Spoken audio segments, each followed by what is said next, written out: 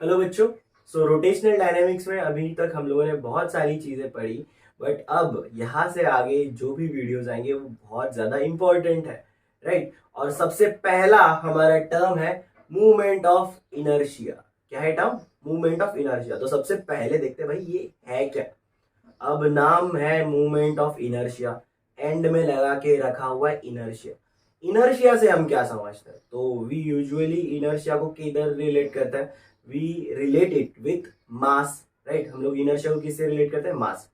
अब मास का काम क्यों क्या है एग्जैक्टली तो अगर मैं मास को देखूं तो मास बेसिकली किसी भी ऑब्जेक्ट को रेस्ट में रखने का काम करता है, या फिर अगर वो ऑब्जेक्ट मूव हो रहा है तो उसको मूव करते रहने का काम भी कौन करेगा? मास। अगर किसी बॉडी के पास बहुत ज्यादा मास, ठीक है, बहुत बड़ा एक आपने पत्थर रखा, तो अगर वो रखा हुआ है तो वो उधर ही रहेगा, वो भाई हिलेगा नहीं वहां से। और एनी हाउ अगर आपने उसको मोशन में ला दिया तो वो मूव होते रहेगा। Okay, so inertia is nothing but the tendency of any object to be in the state of rest or in the state of motion। मतलब किसी भी ऑब्जेक्ट का रेस्ट में रहने का जो टेंडेंसी है, क्षमता है, और मूव होते रहने की जो टेंडेंसी है, उसको हम लोग क्या बोलते हैं? इनर्शिया बोलते हैं। ठीक है, तो ये तो बात हुई इनर्शिया की। और इनर्शिया को हम लोग रिलेट किससे करते हैं? मास से रिलेट करते हैं। ठीक है, अब इसी चीज को हम लोग थोड़ा उल्टा बोल सकते हैं कि भाई अगर कोई ऑब्जेक्ट मेरा रेस्ट में है, ओके, तो वो क्या कर रहा है? वो मोशन को रजिस्ट कर रहा है, वो मोशन में जाने से रुक रहा है ना, वो रेस्ट में ही रहना चाहता है। So we can also define inertia as it is the resistance to motion, right. हम लोग इनर्शिया को ऐसे भी डिफाइन कर सकते हैं कि it is a resistance to motion. Okay, so I hope आपको इनर्शिया क्लियर हुआ रहेगा। Now let's come back to our main topic, that is movement of inertia. अब ये मूवमेंट ऑफ इनर्शिया क्या है? तो ये क्या है? ये सेम क्वांटिटी होगी। लाइक अगर हमारा लीनियर मोशन में मास होता है तो रोटेशनल मोशन में क्या होता है? Movement of inertia. मतलब मास का काम यहाँ पे कौन कर रहा है? मूवमेंट ऑफ इनर्शिया कर रहा है। Okay, so it is nothing but the resistance to rotational motion. ये क्या होता है? Resistance to rotational motion. तो अगर मैं मूवमेंट ऑफ इनर्शिया यहाँ पे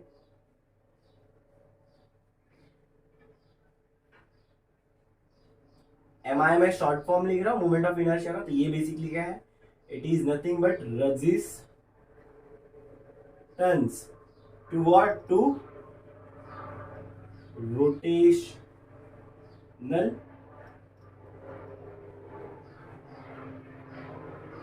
मोशन। ठीक है, it is nothing but the resistance to rotational motion. मतलब जैसे हमारा मास लीनियर मोशन में रेजिस्ट कर रहा था मोशन को, वैसे ही हमारा जो मूवमेंट ऑफ इनर्शिया है वो क्या करता है? रेजिस्ट करता है रोटेशनल मोशन को। मतलब वहां पे भी मास इनर्शिया, यहाँ पे भी मास ही है, बट यहाँ पे क्या है? हम लोग इसको बोलते हैं rotational movement of inertia, rotational motion में, राइट। अब अगर दोनों भी मास का काम कर रहे हैं तो फिर डिफरेंस क्या है दोनों के बीच में?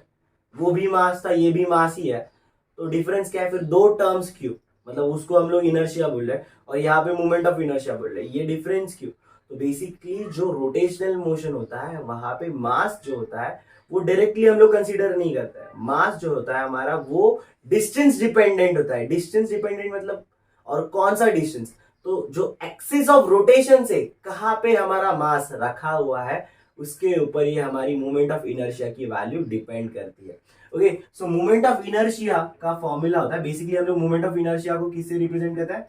आई से रिप्रेजेंट करते हैं, और इसका फॉर्मूला होता है M R square. I is equal to M R square. Movement of inertia I से रिप्रेजेंट होता है, which is equal to M R square.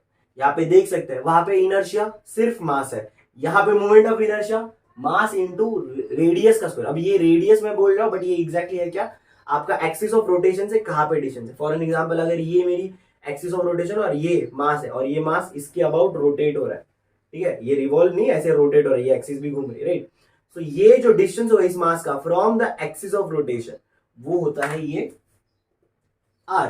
Okay, अब इसका एग्जांपल कि ये समझेगा कैसे, तो नॉर्मली हम लोग ऐसे रेस्ट मोशन में, अगर मैं इस डस्टर को, राइट, रेस्ट मोशन में इसका मास है, ये रेजिस्ट करेगा टू द मोशन। अब रोटेशनल में कैसे?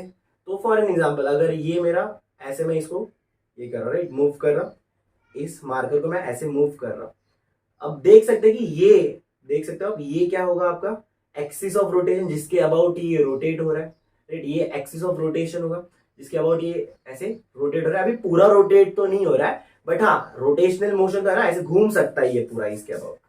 तो ये रोटेशनल मोशन है। अब इस एक्सिस ऑफ रोटेशन से यहाँ पे देख सकते हैं मास डिस्ट्रीब्यूशन, यहाँ पे डिस्टेंस कुछ है, यहाँ पे डिस्टेंस कुछ, मतलब दोनों तरफ क्या है, मास डिस्ट्रीब्यूशन है। और ये जो आर की वैल्यू है वो लाइक दोनों साइड इक्वल है, राइट। और अब आप इसको अगर ऐसे करोगे तो ये इजीली हो जाएगा, लाइक इतना आपको तकलीफ नहीं होगा, आप इजीली इसको ऐसे ऐसे घुमा सकते हो। वहीं पे अगर आप इसको यहाँ पे पकड़ते हो, ठीक है, और अब आप अगर इसको ऐसे करते हो तो यहाँ पे आप क्या करोगे, वेट फील करोगे। क्या करोगे, वेट फील करोगे, मतलब ये थोड़ा सा हेवी हेवी लगेगा। ये आपके रोटेशनल मोशन को क्या कर रहा है, रजिस्ट करेगा।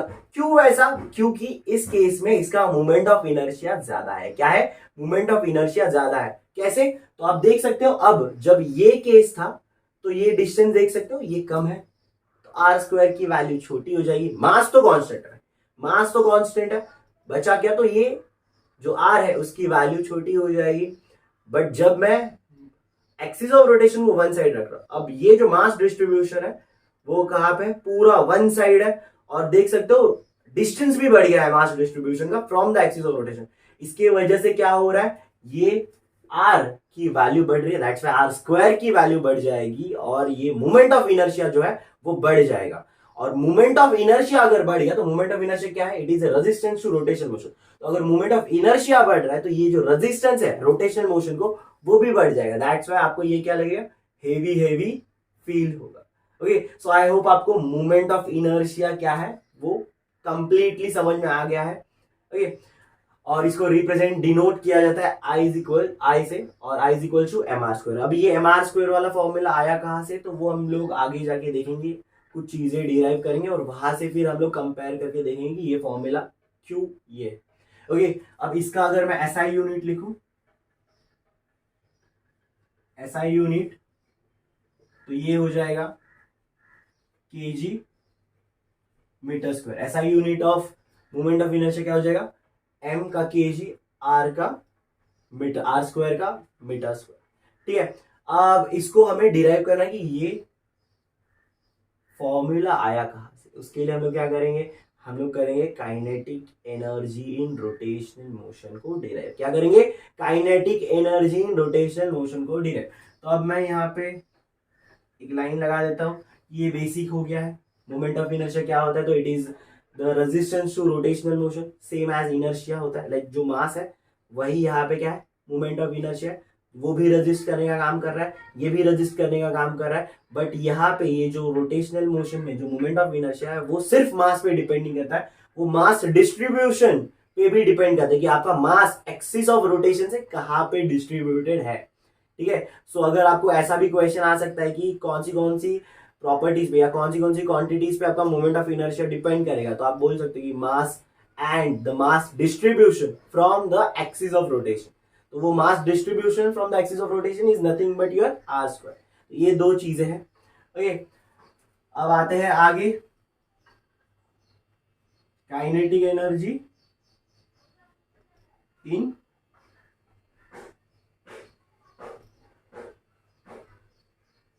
Rotational motion, kinetic energy in rotational motion. अब इसके लिए हम क्या करेंगे,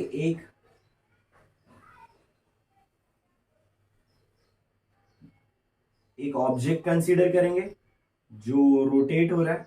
ठीक है, एक आर्बिट्ररी ऑब्जेक्ट, प्लेनर ऑब्जेक्ट ले लेते हैं, फ्लैट प्लेन। ठीक है, ऑब्जेक्ट ले रहे हैं हम लोग जो रोटेट हो रहा है। यहां पे मैं 3 पॉइंट्स कंसीडर करता हूं, 3 मासेस, 3 पार्टिकल्स कंसीडर करता हूं, m1 m2 and this is your mn, nth particle. ठीक है, और ये अगर सेंटर ऑफ मास है तो यहाँ पे इनका सेंटर ऑफ मास डिस्टेंस जो होगा,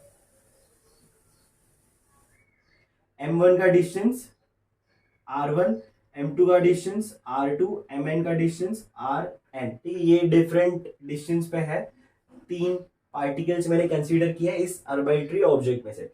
अब अगर ये ऑब्जेक्ट ऐसे रोटेट कर रहा है, गोल घूम रहा है, तो ये पार्टिकल्स भी क्या करेंगे, एक लीनियर वेलोसिटी के साथ क्या करेंगे, गोल घूमेंगे ना। मतलब फिलहाल तो लीनियर वेलोसिटी में कंसीडर करो, तो अब यहाँ पे इनकी अपनी एक लीनियर वेलोसिटी होगी, इसकी होगी v1, इसकी वेलोसिटी इस डायरेक्शन में v2 एंड इस ऑब्जेक्ट की वेलोसिटी इस डायरेक्शन में क्या हो जाएगी, vn, इस पार्टिकल की vn हो जाएगी। काइनेटिक एनर्जी का फॉर्मूला हमें पता है, काइनेटिक एनर्जी का फॉर्मूला होता है हाफ एम वी स्क्वायर, ये काइनेटिक एनर्जी का फॉर्मूला। तो अगर मैं फर्स्ट पार्टिकल का काइनेटिक एनर्जी अगर फाइंड आउट करूं और लिखूं तो kinetic energy of first particle क्या हो जाएगा, half m1 v1 square, right. अगर वहीं पे kinetic energy of second particle लिखूं तो वो क्या हो जाएगा, हाफ m2 v2 स्क्वायर।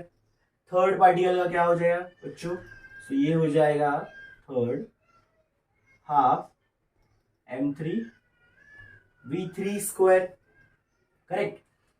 मुझे इस पूरे ऑब्जेक्ट का नेट काइनेटिक एनर्जी लिखना, पूरे ऑब्जेक्ट का नेट काइनेटिक एनर्जी लिखना हो, तो अगर वो नेट काइनेटिक एनर्जी क्यों होगा, तो इस m1 पार्टिकल की वजह से, इस m2 पार्टिकल की वजह से और इस mn पार्टिकल की वजह से, इन सभी के वजह से जो काइनेटिक एनर्जी आएगा वो इस ऑब्जेक्ट का नेट काइनेटिक एनर्जी होगा। तो यहाँ पे मैं लिख सकता हूं के विल बी इक्वल टू के E1 plus kinetic energy 2 plus kinetic energy nth particle का। तो ये क्या हो जाएगा, ke1 हमारा क्या है, half m1 v1 square plus यहाँ पे क्या है, half m2 v2 square plus यहाँ पे क्या है, हाफ mn, इसको नीचे ही लिख देता है, यहाँ पे लिख देता है, plus half mn vn square, ठीक है। अब हमें पता है v का रिलेशन विथ, लाइक अभी यहाँ पे लीनियर वेलोसिटी है ना, तो लीनियर वेलोसिटी तो हमें चाहिए नहीं कि ऑब्जेक्ट तो रोटेट हो रहा है, रोटेट हो रहा है तो हमें थोड़ी बहुत तो एंगुलर क्वांटिटीज, रोटेशनल क्वांटिटीज तो देखनी पड़ेगी। अब हम लोगों ने देखा हुआ है कि v का ओमेगा के साथ, दैट इज एंगुलर वेलोसिटी के साथ क्या रिलेशन होता है, तो v is equal to R omega होता है। तो हम लोग इस v को कन्वर्ट कर सकते हैं ओमेगा के टर्म्स में, दैट इज एंगुलर वेलोसिटी के टर्म्स में। तो क्या होता है, यहाँ पे लिख देता है सिंस, लिख देता हूं मैं since v is equal to क्या होता है, आर ओमेगा। तो अब यहाँ पे हर जगह ये v, v1, v2, vn की जगह पे हम लोग आर ओमेगा लिख सकते हैं। तो आर ओमेगा अगर मैं लिखता हूं तो ये हो जाएगा half m1 r1 omega square plus half m2 r2 omega square plus half mn rn omega the whole bracket का स्क्वायर। अब यहाँ पे आप देख सकते हो मैंने हर जगह ओमेगा ओमेगा ओमेगा लिखा हुआ है, क्योंकि हम लोगों ने ये भी पढ़ा है कि ओमेगा जो होता है for particular interval of time, omega her point का बॉडी के ऊपर के क्या होता है, कांस्टेंट होता है। हर पॉइंट का एंगुलर वेलोसिटी जो होता है वो कांस्टेंट होता है, क्योंकि भाई हर पॉइंट जो है वो सेम एंगल से ही घूमेंगे, एक साथ ही घूमेंगे। कोई पार्टिकल ऐसा बोलेगा क्या कि ये m1 बोलेगा क्या, नहीं मैं तो नहीं घूमूंगा, m2 और mn घूम ले, वैसा तो नहीं है। अगर पूरा ऑब्जेक्ट घूम रहा है तो ये जो पार्टिकल्स है m1 m2 mn वो एक साथ ही क्या होंगे, घूमेंगे। दैट मीन्स वो एक साथ ही एंगल क्या करेंगे, एक्सटेंड करेंगे फ्रॉम देयर ओरिजिनल पोजीशन या फिर फ्रॉम देयर इनिशियल पोजीशन। वो क्या है, सेम एंगल ही क्या करेंगे, एक्सटेंड करेंगे या फिर सेम एंगल ही फॉर्म करेंगे। दैट्स व्हाई जो हमारी एंगुलर वेलोसिटी होती है वो क्या होती है, कांस्टेंट होती है रोटेशनल मोशन में। तो अब ये जो स्क्वायर है उनको क्या कर लेते हैं हम लोग भाई, ब्रैकेट के अंदर स्क्वायर को कर देता है। तो यहाँ पे हमारा क्या हो जाएगा, इक्वेशन हो जाएगा half m1 r1 square omega square plus half m2 r2 square omega square plus half mn rn square omega square. Okay, क्योंकि ये स्क्वायर मैंने अंदर ब्रैकेट के अंदर मल्टीप्लाई कर दिया, तो r1 स्क्वायर ओमेगा स्क्वायर। अब यहाँ पे देख सकते हैं इस पूरे इक्वेशन में ये half omega square, half omega square ये तीनों में है। तो हम लोग उनको क्या कर सकते हैं भाई, इनको हम लोग बाहर एज अ कॉमन ले सकते हैं। सो यहाँ पे हाफ मैंने कॉमन ले लिया, अंदर बचा m1 r1 square m2 r2 square plus m3 r3 square और बाहर, और M3R3 नहीं है हमारे पास, MnRn है, सॉरी। तो यहाँ पे MnRn² और बाहर मेरा ओमेगा स्क्वायर हो गया, ठीक है। हाफ और ओमेगा को मैंने क्या लिया, बाहर कॉमन ले लिया, हाफ को इस तरफ और ओमेगा को उस तरफ।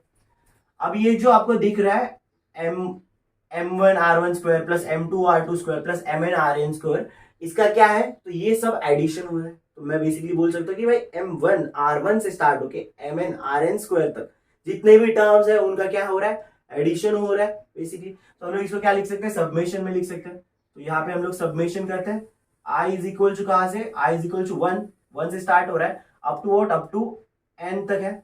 और ये क्या है, MiRi² is equal to what, is equal to, अब इसको हम लोग लिखते हैं MR²। इसको हम लोग क्या लिखेंगे, MR², मतलब इनका एडिशन जो होगा उसको हम लोग क्या लिखेंगे, MR²। दैट्स व्हाई मैंने डायरेक्टली ये सबमिशन का सिंबल यूज किया है, that is submission of submission of MiRi² from I is equal to 1 से लेकर I is equal to n तक, I इज इक्वल टू 1 से लेकर I is equal to n तक जो भी टर्म्स हम लोग ऐड करेंगे उनको हम लोग क्या लिखेंगे, MR²।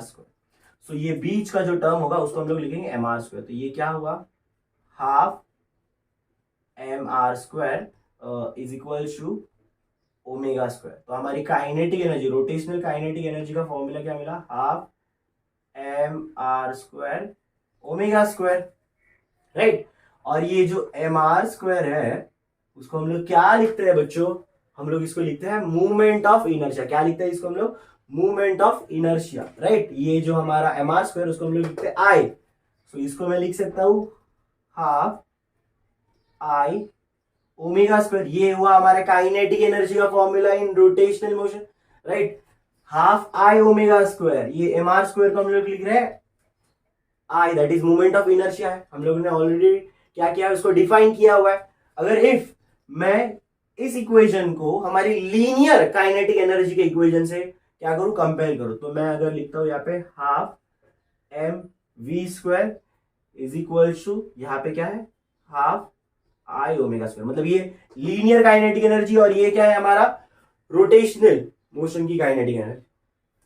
यहाँ पे हाफ है, यहाँ पे भी हाफ है, कोई इश्यू नहीं। ये लीनियर वेलोसिटी है तो यहाँ पे क्या है हमारा एंगुलर वेलोसिटी। तो यहाँ पे लीनियर वेलोसिटी तो एंगुलर वेलोसिटी है।